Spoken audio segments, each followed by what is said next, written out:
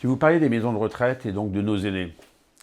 Pas simplement parce qu'il y a ce scandale qui a éclaté avec un journaliste qui a révélé des choses absolument incroyables, incompréhensibles sur le fonctionnement d'un grand groupe, le premier d'ailleurs groupe européen qui accueille nos aînés. Oui, il y a des dysfonctionnements. Et ces dysfonctionnements, ils doivent être soulignés, ils doivent être corrigés. Et là où il y a eu des fautes, il faudra qu'il y ait des sanctions. Alors, que faire?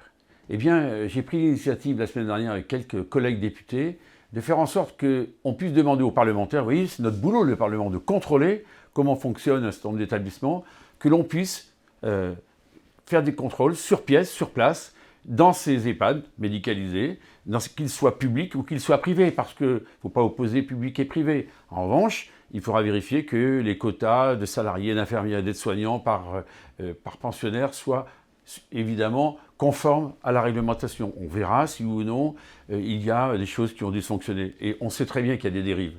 Donc cette mission parlementaire que je souhaite qu'on puisse mettre en œuvre, eh bien, elle va être effective. Elle sera effective à la rentrée prochaine. Nous la proposerons. Vous voyez, ça sera fait partie naturellement de ses prérogatives, comme nous pouvons, les députés ou les sénateurs, aller à tout moment dans un centre de détention, c'est-à-dire une prison.